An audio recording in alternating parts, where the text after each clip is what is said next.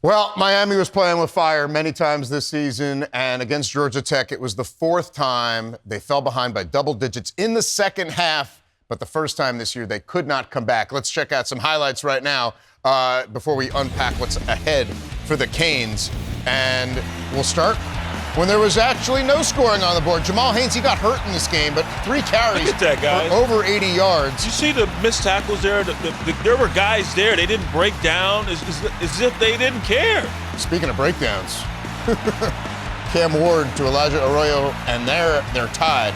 But Georgia Tech would build that lead. Aaron Philo to Chase Lane right here, and the Miami defense has been susceptible. Kind of a platoon system for Georgia Tech, given that Haynes King isn't 100% throwing the football. That's a beautiful throw, Coach. So back they start coming, but Haynes King. But he can do that, and was genius. And by the way, with him as a rushing feature of this offense, beautiful throw by Cam and the cardiac Canes. It looks like they're going to do it again. But like you said, too much playing with fire. Here it and is. Ultimately, somebody that he's not even seeing gets behind him, knocks the ball loose, and Georgia Tech takes full advantage. We were waiting for one of those Heisman moments, maybe even on that play after all the dancing around it. Instead, it's Georgia Tech beating Miami again. They did it last year, different circumstances. And, hey, credit to Georgia Tech. 6 wins as an unranked team over a ranked team in the 2+ years that Brent Key has been there. But AT, what has been the Achilles heel for Miami that finally got him in this one? The lackadaisical attitude. They let too many teams in games believe that they had a chance, and they have an exceptional generational quarterback that was able to bail them out. And they played with the fire one too many times, and it finally caught up with them. We were talking about when you have an elite player at the quarterback position like you do in Cam Ward, when things are tough, you can turn and look at him, and he's going to come through for you, like he did at the end of Virginia Tech, where it was a controversial call that was considered in Miami's favor. Look what happened on the road at California, Duke, Georgia Tech, Louisville a little bit. They just too many times this season weren't disciplined enough, and it finally caught up with them. That's one school of thought, and I'm with you in terms of playing too close to the fire, but it may not be that they let people do that. It may be that they're just incapable of being dominant enough defensively that Georgia Tech exposed that, right? This is the second year in a row Georgia Tech has beaten them. This particular version of Georgia Tech went in with a kind of a hampered quarterback and still ran for 270. Coach. And that number in the first half was off the charts. Yeah, preach. I'm with you. I believe it's the fact, one, Georgia Tech won last year on their field there in Miami. I mean, it was a kooky ending. They gave that game away, did Miami, but they weren't afraid of this highly ranked Hurricanes team coming into their stadium, and they pushed them around. You should not be able to push a team ranked in the top 5 around in the manner in which they did. 270-plus yards rushing. That's a shot, a jolt to your pride. That's a jolt to who you are inside, and they could never find an answer to get off the field. So, yes, playing with fire too much. We saw Iowa State a week ago, the same thing. Last 3 or 4 games prior to Texas Tech taking them down, they did the same thing. It happens to Miami. But this is who they are defensively, because I'm sure they've tried to change it. I'm sure they've worked on the things that have plagued them all season long on that side of the ball. But there is no elixir, apparently, for that. And especially, that's got to be embarrassing.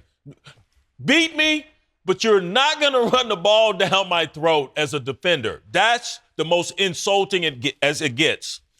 The biggest indictment for me is the fact that they got beat 2 years in a row by Georgia Tech. This was the Georgia Tech team that had beat them last year when they had an opportunity to win and kneeled the ball. I thought, no way coming into this was Miami going to let Georgia Tech, who's a good team, but not certainly the caliber of the team that Miami is on paper.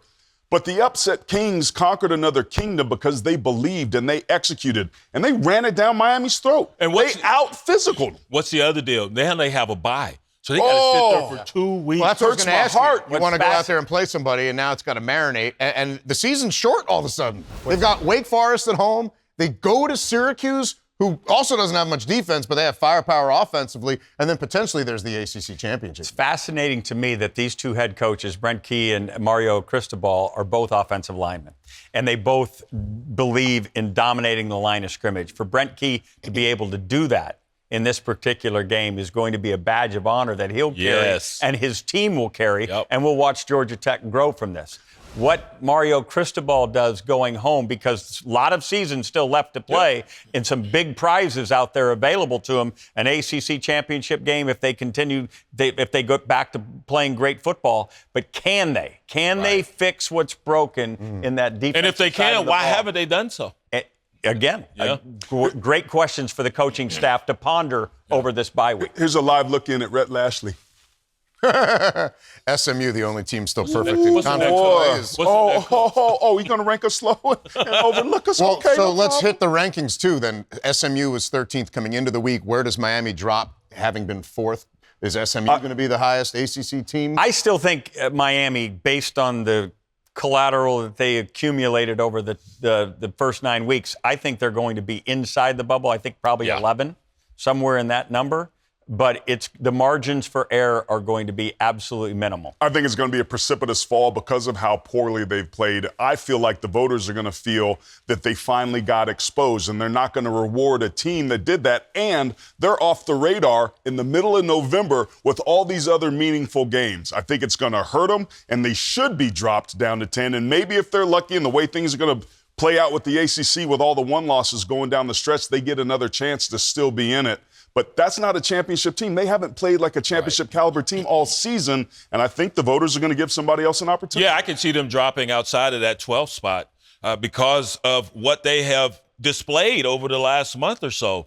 That is not championship defense, not even close to it. I love what Cam Ward brings to the table. To your point, Coach, I think you said it, AT, they have waited for him to pick up the pieces on the offensive side. Well, how about you pick up your quarterback? Yeah. It's about time you had a game where you picked him up instead of him coming to your rescue. He's got the records at Miami. He was leading the country entering the week in passing touchdowns.